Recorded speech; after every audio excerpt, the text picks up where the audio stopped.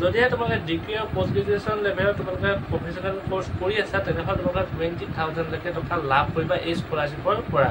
লগত নমস্কাৰ সকলোকে সমাজিকতা চেনেললৈ স্বাগতম জনাইছোঁ আৰু বিৰাটে ভাল খবৰ লৈ আহিছোঁ।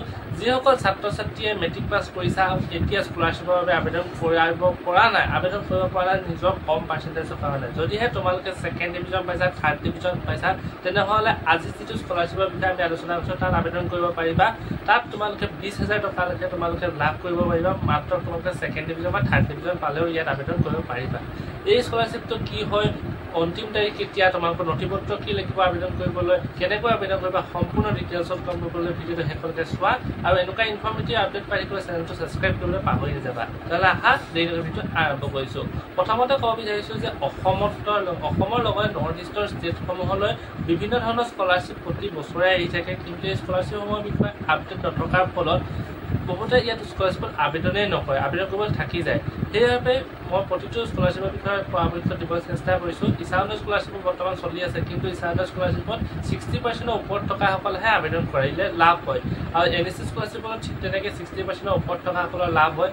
কিন্তু আজি যিটো স্কলাৰশ্বিপৰ বিষয়ে ক'ব বিচাৰিছোঁ এইটো স্কলাৰশ্বিপত ছেকেণ্ড ডিভিজন আৰু থাৰ্ড ডিভিজন পোৱাসকলক ভাল এটা এমাউণ্টৰ স্কলাৰশ্বিপৰ এমাউণ্ট পাই যাব।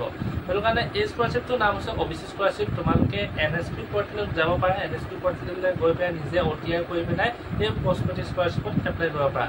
এই স্কলাৰশ্বিপটো তোমালোকে পোষ্ট মেট্ৰিক স্কলাৰশ্বিপ বুলি কোৱা হৈছে। ইয়াত তোমালোকে ST সকলৰ কাৰণে বেলেগকৈ এপ্লাই হয় আৰু নতুনকৈ তোমালোকৰ SC সকলৰ কাৰণেও বেলেগকৈ আবেদন হ'ব আৰু OBC সকলৰ কাৰণেও নতুনকৈ বেলেগকৈ ছেপাৰেটকৈ আবেদন প্ৰক্ৰিয়া চলি থাকে। এতিয়া যিসকল OBC কেণ্ডিডেট আছা, যিসকল OBC ষ্টুডেণ্ট আছা তেখেতসকলক ক'ব বিচাৰিছোঁ তোমালোকে জাষ্ট মেট্ৰিক পাছটো কৰিলেই হ'ব। যিকোনো ষ্ট্ৰীমত তোমালোকে যদি হায়াৰ ছেকেণ্ডেৰী ফাৰ্ষ্ট ইয়েৰ পঢ়ি আছা তেতিয়াহ'লে আবেদন কৰিব পাৰা, ছেকেণ্ড ইয়েৰ পঢ়িছা আবেদন কৰিব পাৰা, গ্ৰেজুৱেশ্যনৰ যিকোনো ষ্ট্ৰীমত বা যিকোনো ছেমত পঢ়ি আছা তোমালোকে ইয়াত আবেদন কৰিব পাৰা। পোষ্ট গ্ৰেজুৱেশ্যনলৈকে যিকোনো ষ্ট্ৰীম যিকোনো ছেম তোমালোকে আবেদন কৰিব পাৰিবা। ইয়াত তোমালোকক কোনো ধৰণৰ পাৰ্চেণ্টেজ বিচৰা নহয়, তোমালোকে ইয়াত আবেদন কৰিব পাৰিবা। ইয়াত তোমালোকে আবেদন কৰিলে কিমান টকালৈকে লাভ কৰিবা চোৱা। যদিহে তোমালোকে ডিগ্ৰী আৰু পোষ্ট গ্ৰেজুৱেশ্যন লেভেলত তোমালোকে প্ৰফেচনেল কোৰ্চ কৰি আছা তেনেহ'লে তোমালোকে 20,000 লৈকে টকা লাভ কৰিবা এই স্কলাৰশ্বিপৰ পৰা।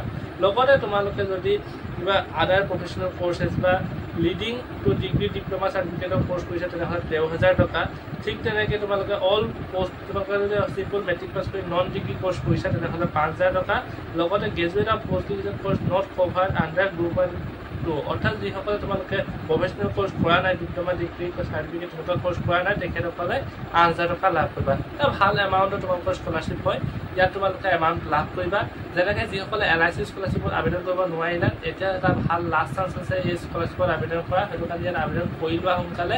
আৰু এই স্কলাৰশ্বিপত আবেদন কৰিবলৈ তোমালোকে একদম সহজ আছে, চব সম্পূৰ্ণ অনলাইনতে হ'ব, NSP পৰ্টেলত হ'ব। ইয়াত তোমালোকে চিম্পলি আধাৰ কাৰ্ডখন বিচৰা হ'ব আৰু য'ত তোমালোকে পঢ়ি আছা তাত তোমালোকে এডমিশ্যনৰ এটা প্ৰুফ লাগিব আৰু লগতে তোমালোকৰ বেংকৰ যি পাছবুক আছে বেংকৰ পাছবুকখন লাগিব। পৰাপক্ষত SBI হ'লে ভাল আৰু নিজৰ বেংক একাউণ্ট হ'লে বেছি প্ৰিফাৰেবল হয়।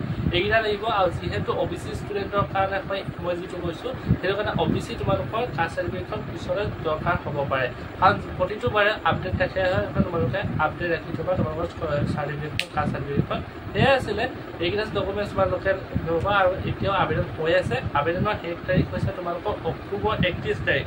অক্টোবৰ 31 তাৰিখে তোমালোকৰ এই এপ্লিকেশ্যনৰ লাষ্ট ডেট হয়। হয়তো নৱেম্বৰলৈ বঢ়াই দিব পাৰে, কাৰণ প্ৰতি বছৰে বৃদ্ধি কৰে তাৰিখ অন্তিম তাৰিখ। তোমালোকে আগতীয়াকৈ কৰি লোৱা, যিসকলে স্কলাৰশ্বিপত আবেদন কৰা নাই সোনকালে কৰি লোৱা।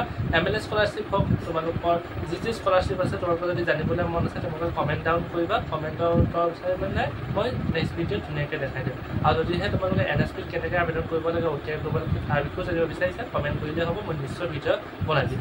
তেতিয়াহ'লে আজিলৈ আহিছোঁ, ধন্যবাদ। লাইক এটা কৰিবলৈ পাহৰি নাযাবা।